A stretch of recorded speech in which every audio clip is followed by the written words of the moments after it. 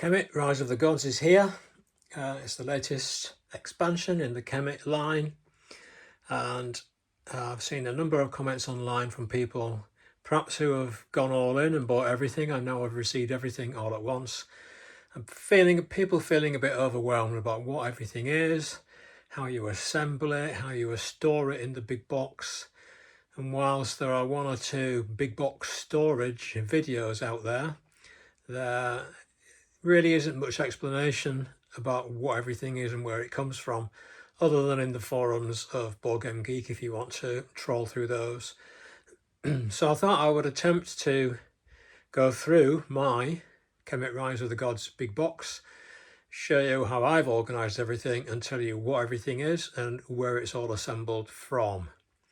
So I hope that's going to be helpful, and with that said, let's get started.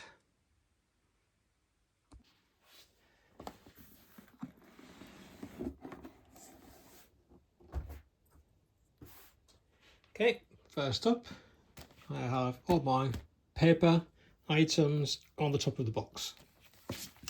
So you've got the main Kemet Rise of the Gods rulebook. You've got the player aids, 6 player aids. These replace the player aids that were in Blood and Sand, so you can throw those away. No need to keep them.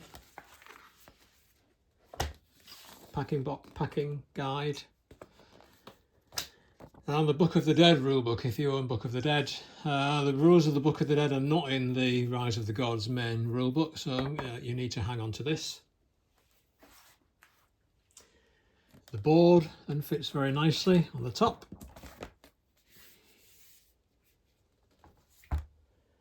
Then we get to the cardboard components, which fit nicely in this space next to this storage box here.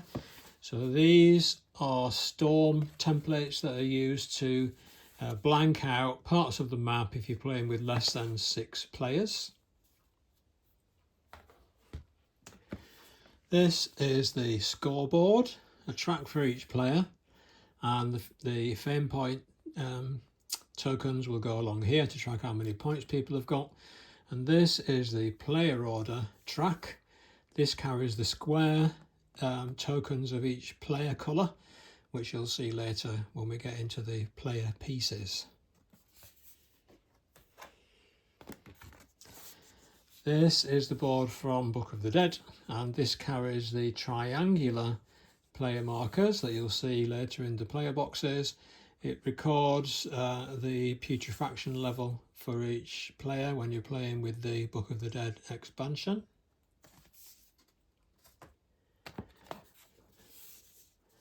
And this is the board for solo play. I've not tried solo play, so I can't really tell you anything about it, but that's what that is. And that then gets us to a layer where you've got the power tiles here and the boxes of tokens and cards here. So let's start with the boxes of tokens and cards. So these are the tokens. This plastic token tray is actually in your Blood and Sand box. It's reused in here, and they've provided a new sleeve with it just so that it matches the look of Rise of the Gods. You'll find in your Blood and Sand box it's got this sleeve, which you could also continue to use if you wished. So the way I've organised this is the permanent fame point markers here. They're 2-sided markers like that, and then the temporary fame point markers in this section, and the fame point markers for your pyramid. You get these when you get to level 4 in a pyramid, and then your veteran tokens, which are gained during the night phase sometimes, or spent during the night phase and gained during battle and in various conditions, and have some new uses in Rise of the Gods. So all the tokens get arranged into that tray. They've given us a new tray for the cards, or some of the cards.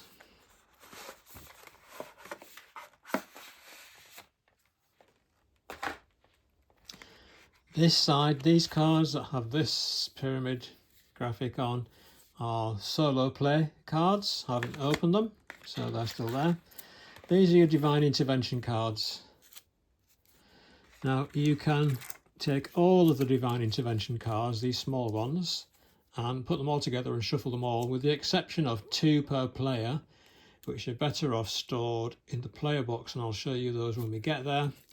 I sleeve my Divine Intervention cards because they get shuffled a lot and used a lot, and you don't want them to be damaged or to be recognisable.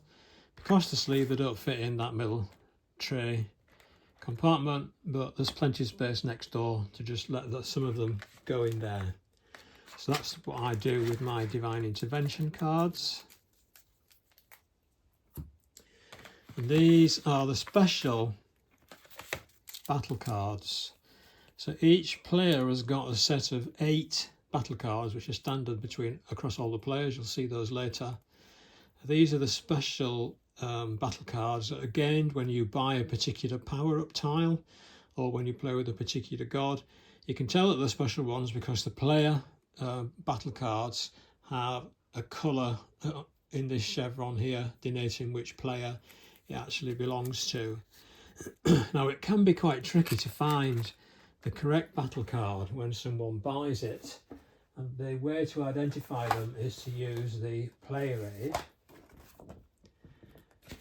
There's a section on battle cards.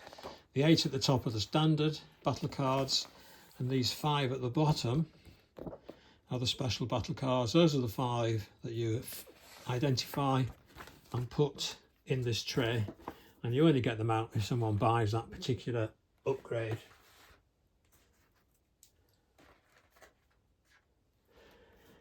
That then takes us to this layer, which is the power tiles and the Book of the Rise of the Gods box. So let's have a look at the power tiles next. So if you've got the Book of the Dead, that contains the green power tiles, so you need to get those. Blood and Sand contains the red, blue, black and white power tiles, get those. And then the Rise of the Gods contains the amethyst and the amber power tiles, and also some tiles of the other colours. So basically punch out all the power tiles and arrange them by colour, and you'll have 7 sets of power tiles. They consist of 16 core power tiles, which you arrange into the tray like this. Okay, I recommend level 1 at the top. You can tell the level because they've got this Ankh symbol in the top left hand corner, 1, 2, 3 or 4. Level 1 at the top down to level 4 at the bottom, because that's the way that they're organised in the player guide. So let's just have a look at the player guide. Open it at any page of the tiles. So this is going to take you some time, because you basically need to find, say on Onyx, get all your black power tiles, identify them by identifying the level 1, 2, 3 or 4. So this is 1, 2, 3, skip over these, 4, and put them in exactly as they are in this player guide, precisely in that order, because then that'll be easy for your players to find them when they buy them. And you're going to have to match the graphic basically to get them in the right place. Okay, now notice that every set of power tiles has got level 1, 2, 3 and 4, but also these 3 here with a dashed line around them which says renewal tiles. These 3 are optional tiles that you can use in your game or not if you just want a bit of a change. How to use them is in the core rules as part of the setup section, but basically you take this tile, domination tile, and these 3, shuffle them and then put one in that slot in the tray. So when you set your tiles up, do not put these 3 in the tray. Find all of them for all of the colours. There'll be 3 for every colour. Here are the diamond ones, the white. So you'll have 3 times 7, 21 of these renewal tiles, and just put them aside. Find every other tile and use the player aid to organise them into the tray in the correct order that matches the player aid. That'll make it easy, much easier for you to find the tile that when players go shopping for tiles. Now your set may well include an empty power storage tray. Everybody else's so far seems to have done. Don't worry, you haven't lost something. It's got no purpose really yet, but hopefully it means that there will be another expansion and another colour of tiles to come. Notice that they've embossed level 4, 3, 2 and 1 here, which implies you put 4 at the top and 1 at the bottom, which would make some sense, but they've actually printed the player guide the other way up with level 1 at the top. So I recommend you put 1, 2, 3, 4. And if that really rattles you, turn the tray upside down so that they are 1, 2, 3, 4, even though then the pyramids will be upside down. But trust me, you don't want to be playing with your power tiles in a different orientation to the player guide. It'll take you forever to find them and it'll be very confusing. That then takes us to this layer. What you've got here is the Rise of the Gods box on the left hand side and the 6 player boxes on the right hand side. The Rise of the Gods box is straightforward, so let's have a look at that.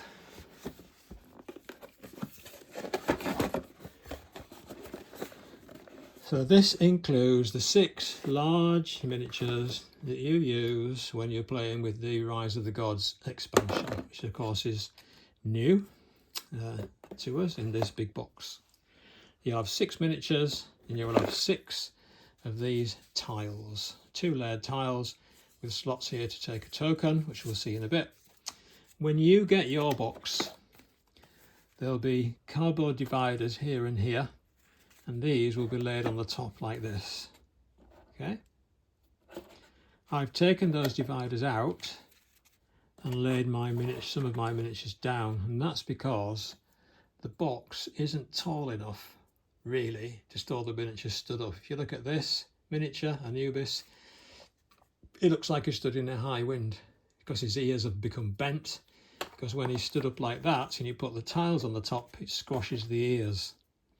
So I solved that by taking the dividers out, laying that miniature down and standing these tiles just at the sides of the miniatures like that. When I paint these miniatures, I might well replace it with some sort of foam insert, but for now that's fine for me. Also in here is the Rise token. This is the square token with the triangle on it. This is used on the scoreboard to mark the point at which the players are allowed to start trying to summon their god. It's only used in the Rise of the Gods expansion, so I've chosen to store it in the box, but I put it in a baggie to make it harder to lose basically. And that's it, everything's already in the right place in terms of, with the exception of that token for the Rise of the Gods, so very little rooting about needed to sort that out. That takes us to the 6 player boxes, which basically are going to include everything that a player needs in their colour, etc. to play the game. So you just hand a box out to each player. So I'll take one of these out and just go through one, and all the other boxes are set up in the same way. Okay, so this is the player box for Wadjet. Slide the sleeve off. This is the player board, individual player board, that slides out this way in those grooves to hold everything in. I'll put that there for now, and then everything you need to play the game for each player is in this box. I'm going to take the cards out for now and put them to one side. So this is the area in which you put the miniatures. Okay, so my miniatures are painted, yours will be in the colour of the faction if you actually get round to painting them, which I'm sure you will. Okay, these are the pyramids. Now the pyramids have 3 square layers and then a pyramid topper. So you'll have some pyramids in Blood and Sand, and they're giving you some new pyramids in Rise of the Gods. You'll end up with more pyramids than you need. No one knows why, don't worry about it. So the pyramids, level 1, level 2, level 3 look like that, and then you'll have a series of coloured toppers which go in with the bumpy side up if the pyramid's being built. So this would be level 3 pyramid, which is white, and then when you get to level 4 you turn it over, so it's now a complete pyramid shape with the colour of the tile on the top. So let's put that there. So you store these by snapping level 1 and 2 together, putting it in that space, and then putting level 3 in that space. And then all of the pyramid toppers, which are in 7 colours, go here. Now these are scattered through the 3 boxes. So there'll be some in Blood and Sand, which will be 5 of each for red, green, red, black, white and blue. Green will be in a Book of the Dead, and the new colours will be in here. But anyway, wherever they are, identify all of them, gather them all together, all these little triangular bits, and divide them into 6 sets of 1 colour in each set.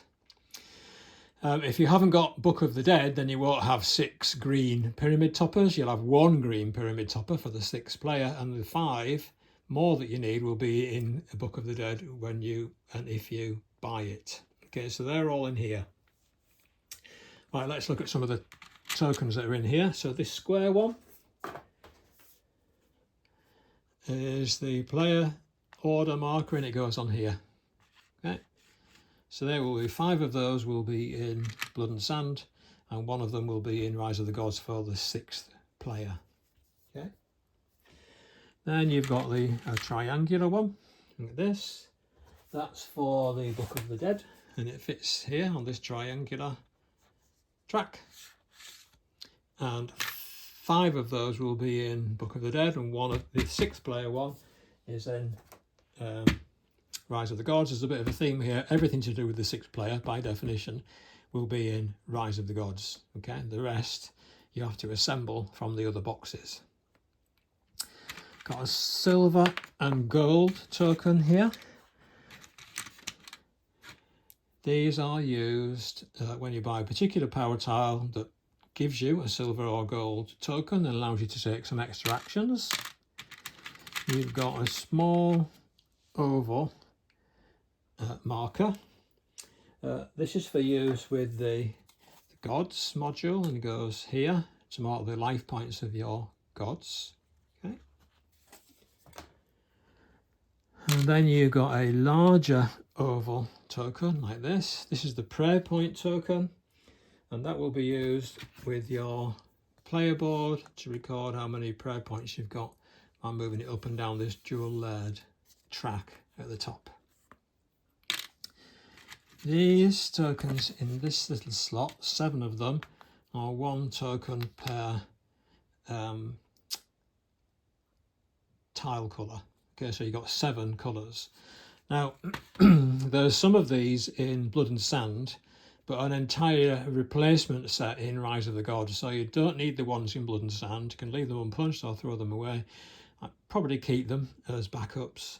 Use the ones that are in Rise of the Gods, because you'll have a set of 7, 1 for each player, in the 7 different colours. Okay, and these, when you decide what colours are going to be used in your game, these get slotted into the player board. So if this player has decided to invest in red, green and blue tiles, they'll go there. And then when you've come to acquire a tile, you'll put one of your action markers on the colour that you're acquiring.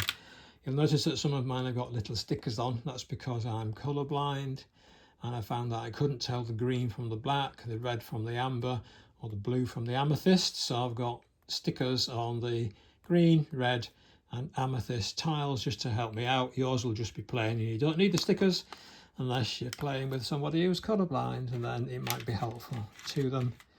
Although I think you can probably get by if you give that player a bit of help to identify the colours as they need them identifying. So that's that. And then these, I've already used one of these. You've got 5 round markers. I've dry brushed some of my markers, by the way, in gold, just to pick out the detail on them. Yours will be just plain player colour. These are used on your player board to select the 5 actions that you'll be taking during the day phase of the game. And then one more token, I can dig it out. This one is the statue marker, and that goes in front of the city on the board or player mat to indicate which city belongs to which player, so there'll be 1 in each player colour. So 5 of those will be in Blood and Sand, and the 6th one will be, for the Amethyst player, purple, will be in Rise of the Gods. That just leaves the cards, I believe. So each player will have a set of battle cards. They're all the same to begin with. They will have a chevron here in the player colour. There'll be 8 of them. And they go in the box, and they just fit in the tray there and help keep all the tokens underneath in place.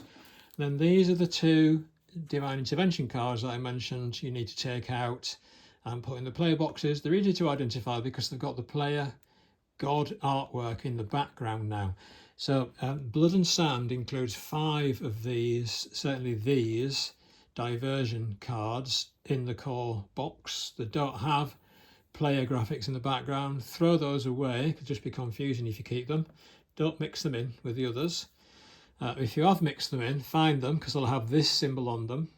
All the Divine Intervention cards are also in the player guide, so you can identify them that way. And then place each of these 2 individual player specific cards in the box for that player. So this one is the diversion card, which is a sort of bluffing card that's used in the core game. And this one is the assemble Divine Intervention card that's used in the new team mode that's in the Rise of the Gods.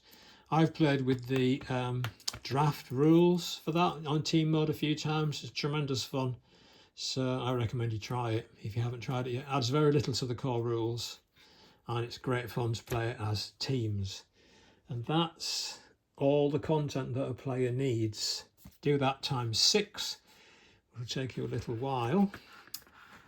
And you've got 6 player boxes that you can just hand out to your players and get up to speed quickly.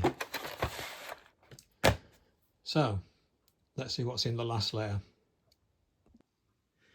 Okay, lift the whole of that off. Takes you to the bottom layer. Some people put flat things on here, paperwork and so on. I don't, I just leave it like this. So in here you've got a number of these little boxes, and 7 of them are in colours that match the power tiles, and that's a clue to their purpose.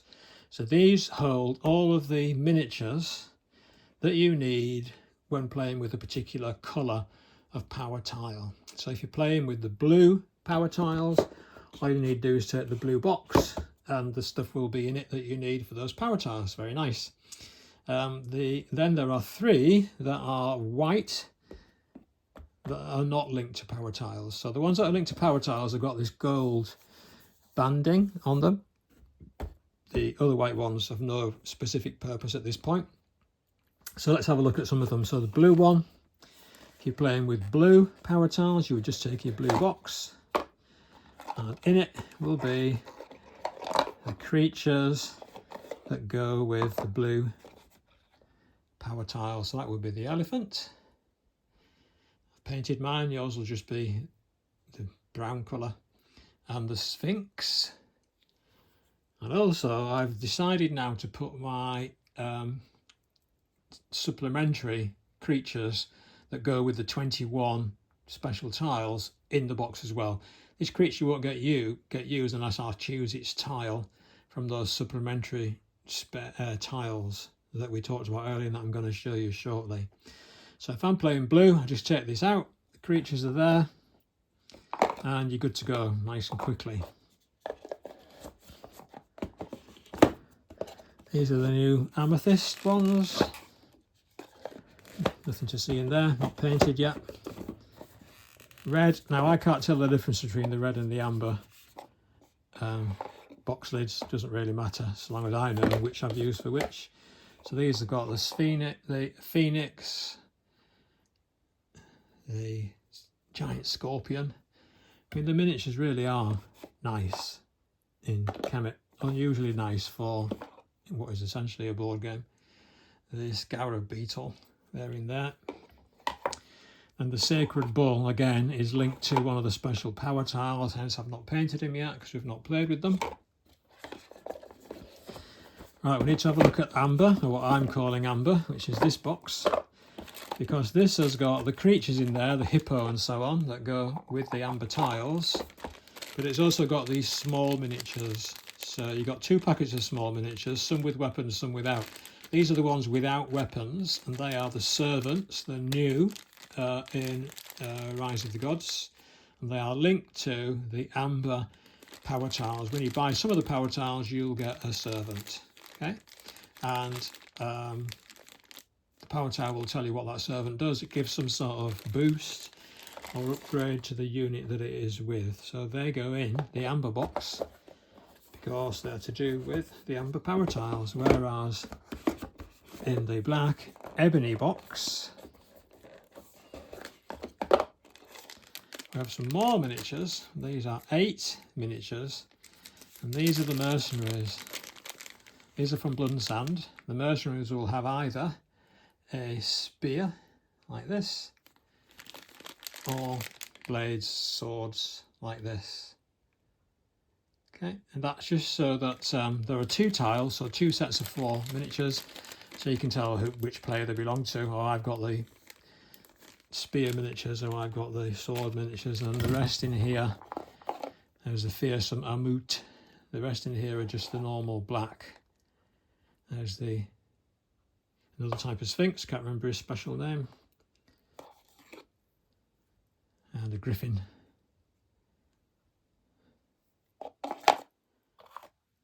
So find all the miniatures that go with your power tiles and put them in the correct coloured box. Now that's going to be a bit of a game for you, because the only clue you've got is the picture on the tile. You'll know what colour a creature belongs to. So here is one of the ebony level 4 tiles. Get some light on it if I can without reflection. It's level 4 because it's got 4 ranks there. It's a creature because it's got a little snake symbol there, which means it's a creature, and the picture is of Amut. But you've got to find the miniature that looks like that. You'll do it eventually, but almost by elimination sometimes, so you'll find the obvious ones. Lay your power tiles out and stand a miniature on them as you find them, and then you'll be down to some ones that are harder to identify, and then you'll be able to find them, I'm sure. Which just leaves us with the white unspecified boxes, and basically you can put what you like in these boxes to help you store things. So in this big white box at the moment, I've got the renewal power tiles. I think they might fit in one of the little boxes, so they could go in there if I wanted to jiggle things about. So these are the 21 special tiles that are only used if you decide to introduce that extra twist to your games. I put that one in that big box, and in this box I've got the obelisks. So the obelisks are an optional extra. They go on the player board, you know, the game board. On the game board or mat, there are obelisks printed in 2D, and these just stand where those prints are, and they just make it easier to spot where the obelisks are. I really like them, so I've just decided to put them in that storage box. And then the last storage box is empty. I have no use for it at the moment. I'm hoping that it links to that empty set of empty tile tray, and that we'll get one more set of tile colours, and then all we'll have to do is send us the correct lid for that, whatever colour they use for the new tiles, or even a sticker I suppose to put on top of this lid, and you'll have another box ready for any expansion tiles that come with any more creatures. And that's it really.